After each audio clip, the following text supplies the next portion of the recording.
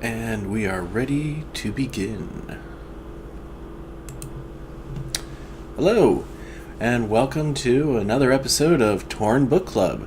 I'm your host, Saruman, aka Josh, and this month, our book of the month was A Wrinkle in Time by Madeline L'engle. Since September is back to school month, I decided to choose a book that is usually part of the curriculum in schools, and this was one that I had never read before. It just never came up in any of my classes, and I've always been meaning to read it because I thought it was at least a very interesting title and an interesting cover. If you look at the cover here, we've got a winged unicorn Pegasus type thing, person, centaur creature, and an evil looking face and a crystal ball, and for years that was all I knew about it. So I decided to give it a read and bring you all along with me for this month. And so I read it over this past month. It was a pretty quick and easy read, but it was a very interesting and very unique type of book. Just a quick plot synopsis. I'm not going to get into too many of the details of it, just because I don't remember all of the details. I remember more of the broad strokes of the book because I read it so quickly that I ended up finishing it quite a while ago, so I have to actually go back and look at the Wikipedia page for all the plot points to make sure that I don't miss anything. The story basically starts with our main character, Meg Murray. One of the things I really enjoyed about this was the first line of the book is actually the phrase, "It was a dark and stormy night," which I honestly had never seen as the first line of a book before, and thought that was kind of hilarious because that's the line that's sort of known as one of the telltale signs that you're about to read a very bad book. And this was not the case at all. I thought A Wrinkle in Time was a really interesting and very well-crafted book. But I thought that first line was pretty fun. And so we only have a few people in the chat today. Looks like we got Esme and Jan in the chat today. Hopefully some more people will show up. Jan is saying, found it at my local library but never got around to actually reading it, so this is my introduction to the book as well. Okay. So I will do my best to give you the rundown of the story. So, like I said, it starts with our main character, Meg Murray, who is a teenage girl. She's a bit introverted. She kind of keeps to herself. She's very inside her own head. And she's very good with math and with science. She has 4 siblings, 2 of which are twins, who are kind of jerks and don't really play a very big part in this story, except to be jerks. And then she has her younger brother, Charles Wallace, who is, again, a very quiet kid, to the point where people actually make fun of him because he is so quiet. Hello, Dwina. Welcome. And Aravandi, they are here now. Oh, we see more people coming up into the chat. Excellent. And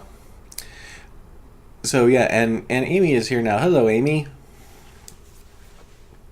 Her brother Charles Wallace, he is very he's very quiet, but he's very intelligent, and he's very good at reading people. And not just their expressions, but he can actually sort of read their minds to a certain extent. I don't believe to the point where he's like a full telepath, but more like an empath. Probably a good parallel would be Counselor Troy from Star Trek. Excuse me, had a bit of an allergy attack this morning. The big thing going on with their family is that their father has disappeared. He was part of some sort of secret experiment working in the space program, and after After going into work one day, he just never came back, and it's been, I think, 2 years since he disappeared. And their mother is trying to hold everything together, and she's doing a very good job. But every now and then, Meg will see her just like get very sad, or go into a corner and just sort of get very quiet and very forlorn. So she knows that their father's disappearance is definitely affecting her, and it's affecting everybody. And Meg is one of those people who doesn't want to admit, she doesn't want to accept the idea that he might actually be dead because he's been missing for so long. And Aravandi saying Charles Wallace could have had a future at Starfleet. Yep, probably. He'd have done well. And Jan is asking, so you actually read this book in U.S. high school? Actually, it's I believe it's rated for like grades 4 to 6. So this is like actually like elementary school. So this is really for the young kids. And it's a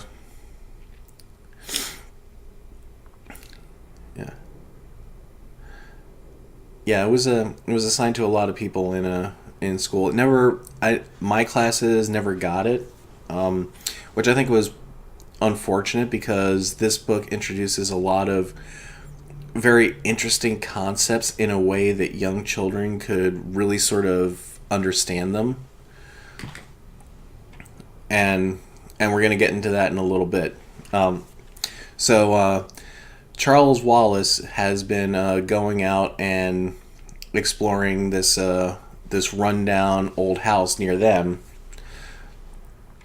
that many people purport to be a haunted house, and he starts telling them that there's actually a woman who lives there, and her name is Mrs. Whatsit. And so one night there's a big storm, and all of a sudden Mrs. Whatsit appears at their doorstep, and she got lost going home and is just looking for a place to dry off and maybe get something to eat. And so the mother says, okay, you can come in, and she's covered in mud and she's covered in water. And as they're talking with Mrs. Whatsit, she says very quietly to the mother this very weird line, which is, there is such a thing as a tesseract. And the mother basically just like goes pale, goes very quiet, and Meg quickly deduces that this line, whatever this tesseract is somehow related to their missing father. And so after that, Mrs. Whatsit leaves, and then Meg and Charles Wallace decide that they want to go to Mrs. Whatsit's home and interrogate her a little bit more about what this tesseract is. And as they go, they meet up with a classmate. I won't call him a friend. He's just a classmate at this point, named Calvin, who's kind of like top jock kind of kid. He's very popular. But he's also one of those people who still feels like he's missing something from his life. Like he's still sort of on the outside looking in, even though he is like big man on campus. But he convinces Meg and Calvin to allow him to join them, or Meg and Charles Wallace, I should say. He convinces the two of them to let him join them as they go to talk to Mrs. Whatsit. And that's where they go to the house and they meet. They don't see Mrs. Whatsit there, but another companion of hers named Mrs. Who. Excuse me. Named Mrs. Who, who's this very sweet, very interesting woman who speaks mostly in quotations from other people to get her point across. And okay, Jan and Aravandi are talking about different book choices they had in school. Interesting. Okay. So they talk with Mrs. Who, and then Mrs. Whatsit shows up, and that's when Meg begins to ask about the Tesseract, what a Tesseract is. Now, this book was written in, I believe, 1962. So at that point, the concept of a Tesseract is not really well known. Today, I feel like most people have at least heard the term from the Marvel movies, because the Tesseract is one of the Infinity Stones in that, and also from Interstellar, because there's a point at the end where Matthew McConaughey is traveling through a Tesseract, and he uses that term a few times. So they ask Mrs. Whatsit what a Tesseract is, and she explains it to them in what I found to be a very concise explanation for a very complicated idea. Basically, you need to think about dimensions and dimensionality. And the easiest way to do that is to look at each dimension individually. Like, for instance, one dimension is simply a line. 2 dimensions creates a square, like that. And 3 dimensions, and you get a cube. Now, if you add a 4th dimension, which would be like time, then you create something known as a tesseract.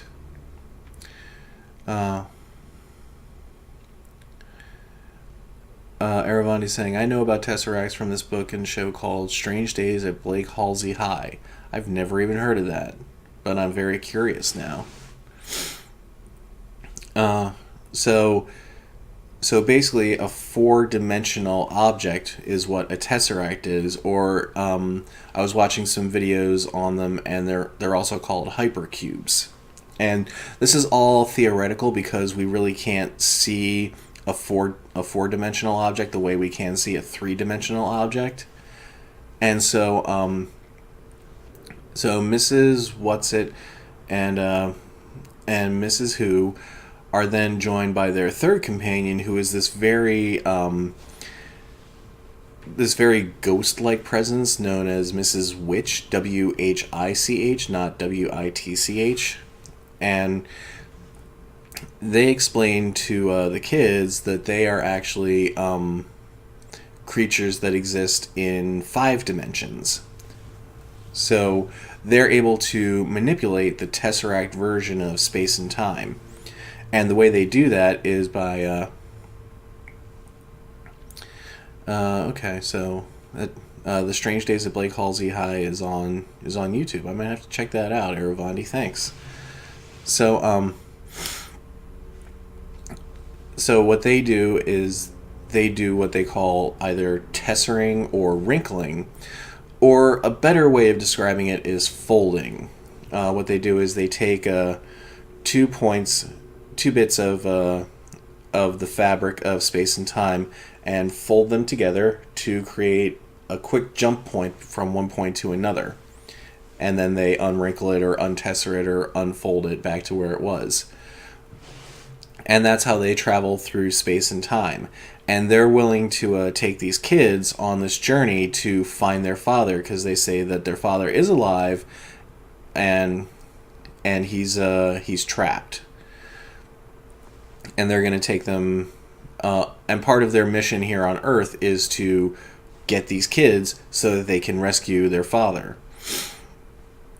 So they start traveling through different planets, and there's a pretty funny or pretty interesting moment when they accidentally rematerialize on a 2-dimensional planet, which the kids can't really exist on, or they don't really know how to manipulate it very well, so they start like getting very short of breath. They feel very weird, and Mrs. Whatsit very quickly goes, "Oops, sorry," and quickly transports them to another 3-dimensional planet, and sort of says like, "Oh, I get so absent-minded about those things. I keep forgetting that you can only exist in 3 dimensions," and so they end up first on this planet called Uriel. And Uriel is this very beautiful planet that is populated by these kinds of creatures that we see on the cover of the book. These centaur Pegasus creatures. And that's when Mrs. Whatsit, Mrs. Switch, and Mrs. Who all reveal to them that they're actually those types of creatures, and they transform into these Pegasus centaur type creatures, and they begin to take the kids on a journey throughout the planet. And then from there they go to, I believe they travel to another planet. They leave Uriel and go to another planet, where they meet a woman with a crystal ball known as the Happy Medium. And it's there that they start to learn more about what is going on out in the universe, and why their father is lost. And they see they look into the crystal ball, and they see this big black entity out in space, and it's simply called the Black Thing. And it's traveling through space and time, and it's eating up worlds. And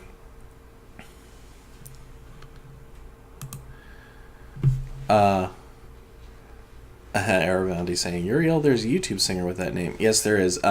It's spelled differently, though. The spelling in the book is Uriel, not Euriell. I believe there's an E at the end of that singer's name. But yeah, she's a great singer. I really like her stuff. So where was I? So they see this vision of Earth, and it's slowly being engulfed by the Black Thing. It's not completely engulfed by it, but it's approaching. It's encroaching on the Earth, and the Happy Medium and Mrs. Who and Mrs. Whatsit and Mrs. Witch all explain to the kids that the Black Thing has been held at bay for centuries on Earth by various philosophers, religious leaders, big thinkers, big spiritual people. They've been using their abilities and their powerful positive thoughts to keep the Black Thing from over encompassing the Earth. And then they talk about their father and how he's been trapped because he's basically learned how to do what part of the science experiment that he was doing at NASA was to wrinkle through time and space the way the three Mrs. W's do. But he wasn't very good at it, and he ended up passing through the Black Thing and onto a planet that is completely dominated. And that planet is called Camazotz. And part of the reason that the Mrs. W's have gone to Earth was to get these three kids to go to Camazotz to rescue Mr. Murray, Megan Charles Wallace's father. So they go to Camazotz, and the Mrs. W's say, we can't go with you into the city on Camazotz. You have to go by yourselves, but we're going to give you special gifts. And so they give them a pair of spectacles, and Esme compared the Black Thing to the Shadow of Mordor. That's a pretty good comparison, yeah. Except that, like, with the Shadow of Mordor, you know that it's all sourced by Sauron. You know the creature behind it. In this, you really don't. At least in this book, I realize that there's 4 more books in this series. But in this book in the series, you don't really know precisely what is behind the Black Thing. You get hints at various things, and you definitely see some antagonists and some villains, but they're not really the final big bad. So anyway, the kids go to go down into the town and the city in Camazotz. And one of the things they notice, like right off the bat, is that everybody in Camazotz behaves in precisely the same way. They all, when kids are playing and jumping rope, they're jumping rope in exactly the same way at exactly the same pace. Everybody leaves their houses at exactly the same time. Everybody does the exact same thing, all together and in unison. And Meg notices one kid who isn't doing everything in unison with the other kids, and so she goes to the mother to try to ask what's going on. And the mother is very quickly like, no, there's nothing wrong with my son. No, there's absolutely nothing wrong with him. He's perfectly fine, and slams the door in their face. So clearly there's like a very strong emphasis on uniformity on Camazotz, and clearly some severe punishment for those who aren't part of the uniformity.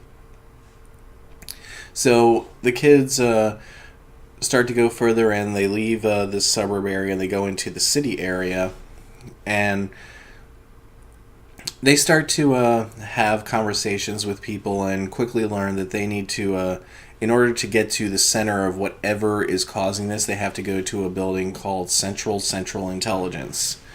And it's this humongous building in the center of the city, and they go in and are basically told, well, you don't have the right papers, you don't have the right knowledge, so you have to you have to be sent to this area to be retrained, and hopefully everything will go fine. You won't have to be brought to it. And that's sort of where they leave it. There is this thing behind all of this called it that is controlling everything. And so the three kids are brought into this room with a man with red eyes. And the man with red eyes begins to explain to them that uniformity is part of how this planet thrives. Everybody is perfectly equal. Everybody is completely equal on every level. And Meg and Calvin and Charles Wallace fight against his influence, because they believe, like, if, and rightly so, if you become so uniform and so equal, like on this level, then your individuality becomes non-existent. But they also know that their father is somewhere on this planet, and so Charles Wallace brokers a deal with the man with red eyes. Rather than having all of them succumb to his influence, Charles Wallace will willingly give himself over in order to learn the location of their father. And so the man with red eyes agrees to this, and Charles Wallace, sort of obstinately believing that he can pull himself out of this influence once he's in, goes under the influence of the man with the red eyes, and quickly becomes a completely different person.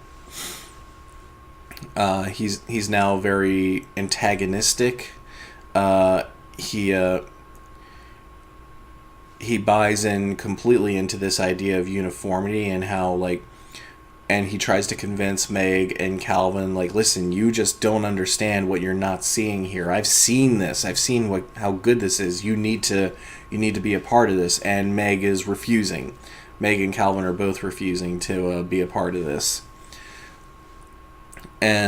But true to his word, they're taken to a room where their father is being kept in a transparent tube, and Meg is able to take their father out of the tube with these spectacles that they got, because the spectacles have some way of being able to manipulate physical matter so that you can pass through it. Charles Wallace is basically now fighting them, and their father, now with his new ability to tesser away from everything, he takes Meg and Calvin and tessers them to a completely random planet, but leaves Charles Wallace behind. And that's when they end up on this other planet. I'm going to have to look up the name because I can't remember it. It was a very weird name.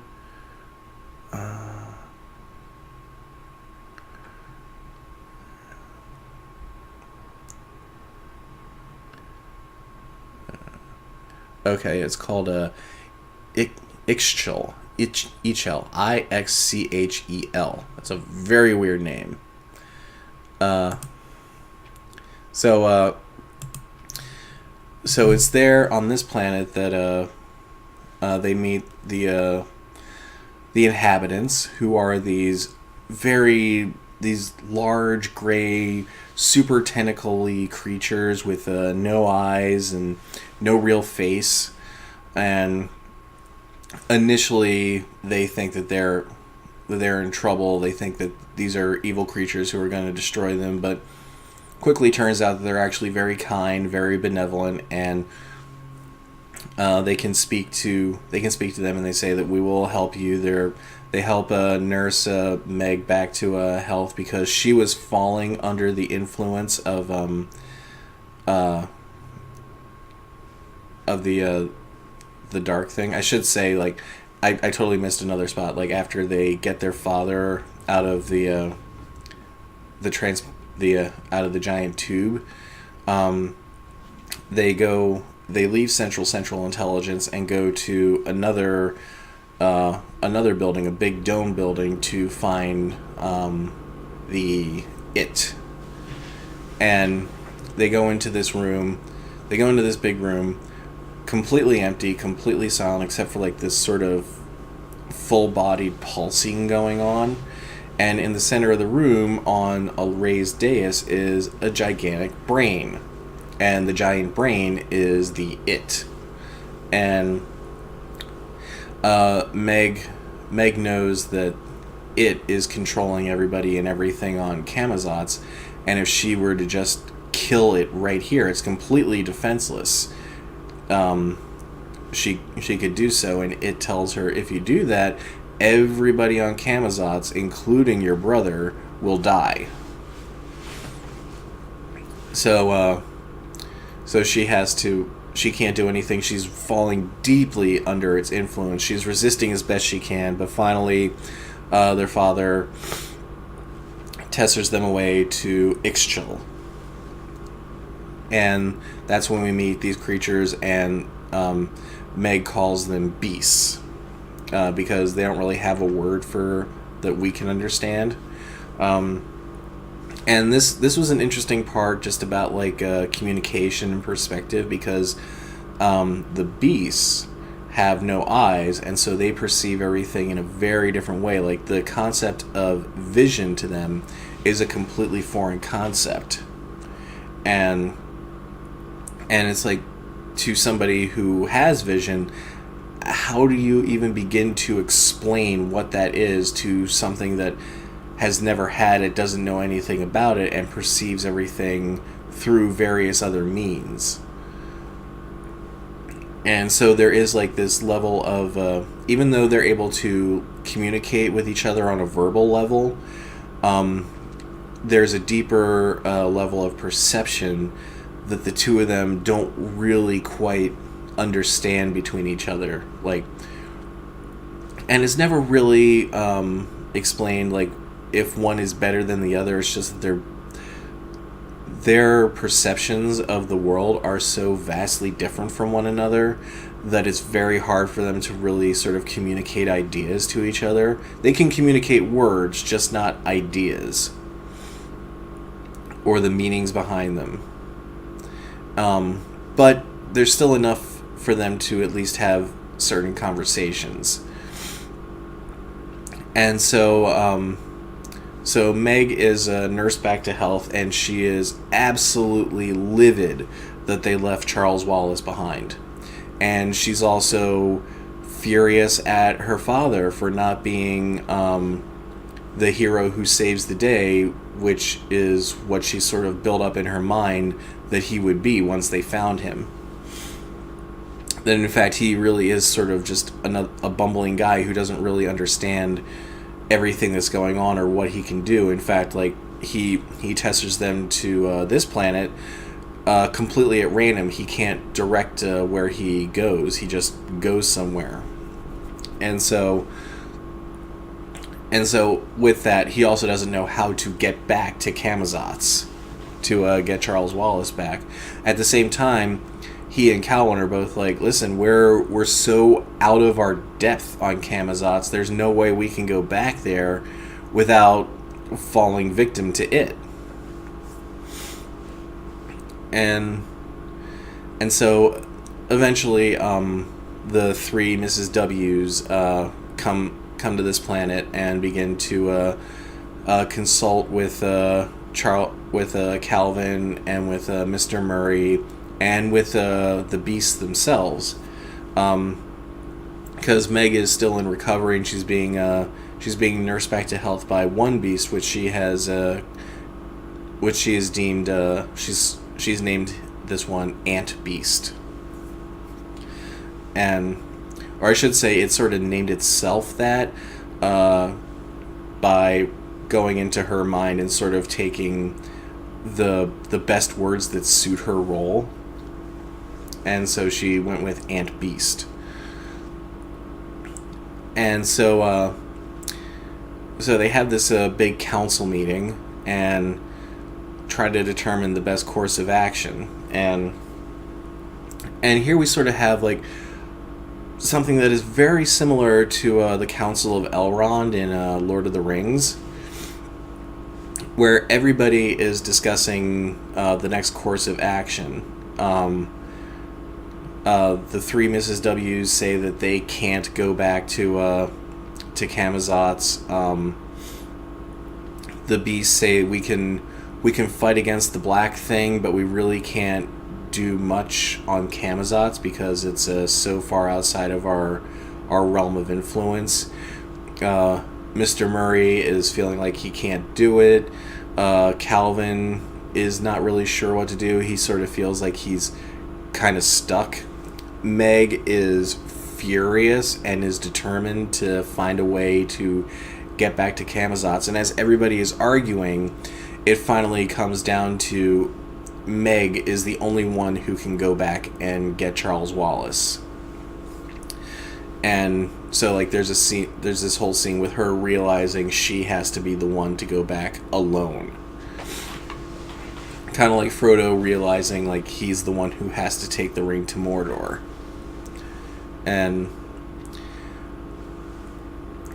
so the Mrs. W's, they all say, yes, it has to be you, but you're not going to go empty-handed. We are going to give you one gift, and that gift is our love. Which sounds like a very weird sort of maybe BS cop-out of a gift, but it actually does have great influence. Now, the thing with Meg, and this was explained, she explains this very early on, is that she likes to focus on her anger because her anger tempers her fears. Whenever she's afraid, she just gets really angry, and so she tends to exude a lot of anger, and she tends to focus on that a lot.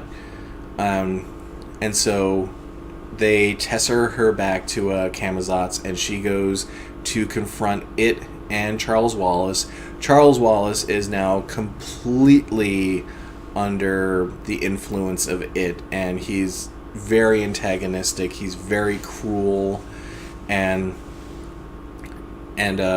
Meg is very angry. She wants to she has like this idea where she doesn't see this person in front of her as her brother anymore. This is something else entirely, and she hates it. And she also hates it, the big brain.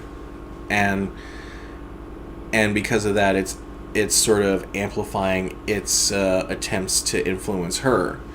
And one of one of the clues that they give her is you have to think of the one thing you have that it doesn't have. And as she's falling into its influence, she suddenly realizes the one thing that she has that it doesn't have is love for Charles Wallace. And so she finally sets aside her anger, and she sets aside like her own prejudices against this creature that she doesn't really believe is Charles Wallace, but instead looks beyond that to the brother that she knows and loves, and begins to just exude that love to him, and that's what finally breaks its influence, and Charles Wallace comes back, and the two of them, it isn't completely destroyed, but it does relinquish its grip on Charles Wallace, and from there she's able to escape with him, and they're able to get back. And then from there, the Mrs. W's take the whole family and bring them back to Earth, and there's this beautiful, happy reunion. And then the Mrs. W's say, well, our work here is done, and now it's time to... And then they just disappear. And so there is more to come, but for now, the family is reunited, everybody is happy, until the next adventure, which I don't even know what that is yet. So that's A Wrinkle in Time. And got through the whole thing in about a half an hour, not bad. So, the thing that I really liked about this book was its ability to explain difficult concepts like multiple dimensions and space and time in ways that children could understand, and I also liked its use of positive imagery. For instance, the planet Uriel is that's actually the name of an angel from like listed in the Bible. And there are many references to the influences of God in this, but not so much that like it feels like it's trying to preach at you, but more like God itself is this presence of love and loving influence, and that's like the best weapon they have against the black thing. Aravandi saying, I've heard the other books in the series are kind of weird, but I've never read them. I haven't read them either, and I'm definitely curious to check them out, but I may not do so right away because we got other books to read. But yeah, I really liked this. I liked how the ultimate weapon against the evil thing was love. Jan is asking, so you can read this one and just ignore the rest? I suppose, like, the ending leaves it open to more, but it also itself has a very solid ending, so it's not like it ends on a cliffhanger or anything like that, just a little open-ended, but with enough finality to it that you'll feel satisfied. But yeah, like I was saying, I like the concept of love being itself a tool and a weapon that you can use against evil, and that was used also in Ray Bradbury's Something Wicked This Way Comes. I thought to great effect, and I thought it was very effective too in this. Like it's a very intense scene when Meg is expressing her love to Charles Wallace, and she's breaking down the influence of it. So Aravandi's talking about the 2003 movie adaptation. I haven't seen it. It was kind of hard for me to. Really find a copy of it. I had heard it wasn't that good, but Aravandi seems to like it. Amy's saying, "Oh, I love Something Wicked This Way Comes. Do that one." I did. I believe it was our October book of the month from last year. I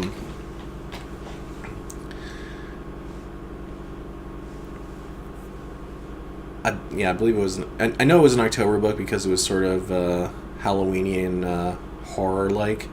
Might have been last year. But yeah, I haven't seen the 2003 adaptation. There is a Amy. There is an archive on YouTube of that episode, so you can check it out there.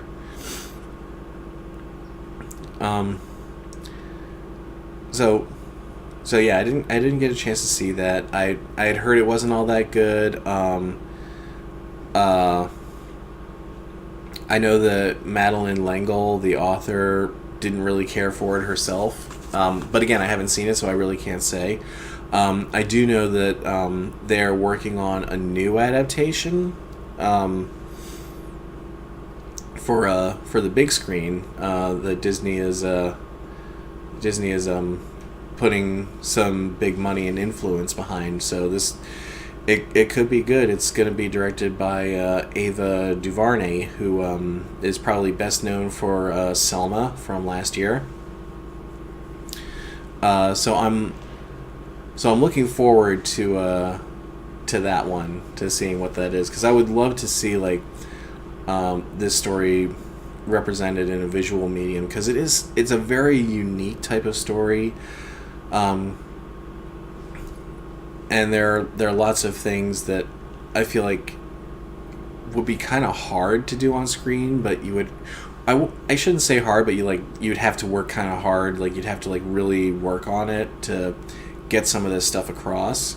But I think in the right hands, it could be done very well.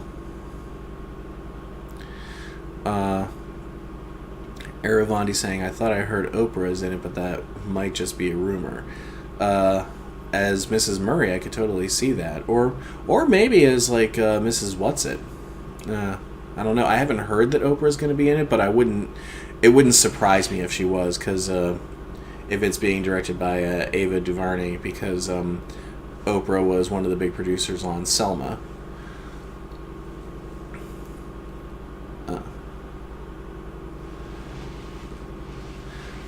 So yeah, that was that's I'm curious to see what they do with this new movie. So yeah, that's a Wrinkle in Time. There isn't really too much more I can talk about with it. Aravani saying, yeah, I'd say she'd probably be Mrs. Whatsit, Oprah. If she is being cast in the new movie, yeah, she would probably be Mrs. Whatsit. And you know what? Honestly, I think she'd be a pretty good Mrs. Whatsit. She's got the right kind of character for that. So yeah, I'm looking forward to checking that out and hearing more about it as they push forward with it. I think it's scheduled to come out sometime next year, so we'll see. I know they've cast Meg in it, and I've seen a picture of her, and I mean, all I know of her is a picture, so I really can't say anything beyond that, except she looks the part.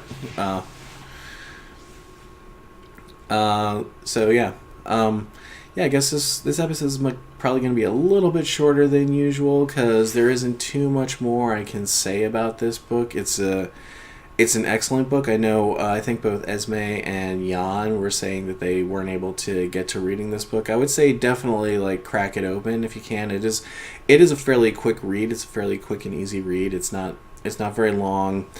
The language in it is very easy to understand. But I think, yeah, it's got some great concepts. I like that this book is qualified not as science fiction or fantasy, but as science fantasy, because I kind of feel like this is very much a science fantasy novel, where there are elements of it that are grounded in science, or at least in theoretical science, and then there are parts of it that are clearly fantastical, like a giant black entity swallowing up the universe, or a giant brain controlling an entire planet, like a literal giant brain. Um, so yeah, like I would definitely recommend this book. I enjoyed it. I'm I'm not sure how much of it I would have understood in if I had read it in like fifth grade or something like that. But I like to think I probably would have been okay with it. Um, so yeah, A Wrinkle in Time, thumbs up. I liked it. You should read it if you haven't. So so that will bring us to the end of this episode and our book of the month for October, because October is Halloween, which means it's spooky time. We're going to do a little bit of horror.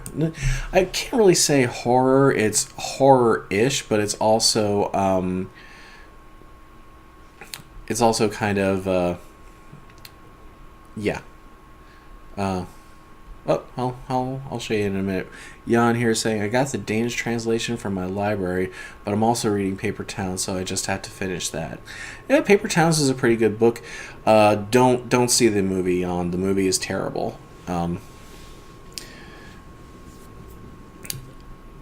So...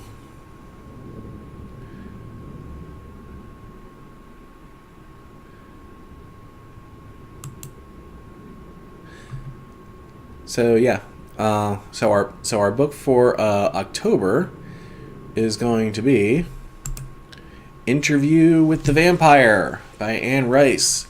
I know we've talked a lot about vampires, and we've talked about this book on several episodes throughout the course of this show. So I thought it was time we finally sit down and do an episode on the book itself, the book that really sort of changed the concept of vampires from being monsters to being romantic leads. And so, yeah, Interview with the Vampire is the one that started it all. And if you're feeling like it, check out the movie too. I'm planning on checking out the movie again. It's on Amazon Prime if you have that. But yeah, I've read this book before. I enjoyed it. I can't say that I've read too many of the Vampire Chronicles books. I kind of stopped around Queen of the Damned, which I know is like only the first 3. And I know I've lost count of how many books there are in this series at this point. Heravondi saying, I expect those are the non-sparkly vampires. Yes, these are non-sparkly vampires, but the big change with this book was not that the vampires were like sparkly or weird or anything like that, but the vampires themselves were given depth and given pathos and became like romantic leads, which up to that point vampires were considered to be primarily just monsters. Like, to a certain degree, like, vampires were considered kind of sexy, but, yeah, Interview with the Vampire was the one that really sort of changed the game on the whole concept, and it's like, from that, we get so many influences, like Angel in Buffy the Vampire Slayer, so many other vampire movies where the vampire is now sort of the tragic romantic hero. And yes, sadly, Twilight got some influence from this too.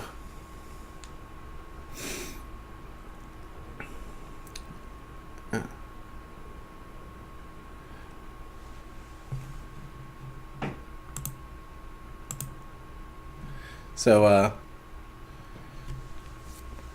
Ihan is asking, when will Twilight be Book of the Month? Never. Never, ever, ever. I got 10 pages into that book and had to put it down because I could feel myself getting dumber. So, yeah. So, next month we will be discussing Interview with the Vampire. I'm looking forward to that one. It's going to be on October 30th, so the day before Halloween. I believe that's right. Yeah, let me check again.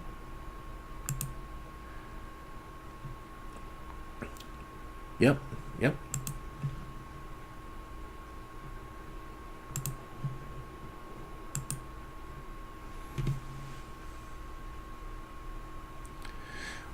So, Hervandi says, Josh, my mom says thank you for not having Twilight as a book. Well, I do it for you. I do it out of love for all of you. And also for myself because, good God Almighty. But yeah, so our next episode will be on October 30th. So it's going to be a little wait between now and then, the day before Halloween. So I will see you all then. Happy autumn to all of you, and I hope you all get into the spirit of Halloween as October goes forward. It's my favorite time of year, so I'm looking forward to it. You can sort of see above me a little bit up here, a little bit of my decorations. Got a little bit of a skull going on there, and so yeah, I will see you all on the 30th. Thank you to everybody for stopping by, and I look forward to seeing you then, and never stop reading.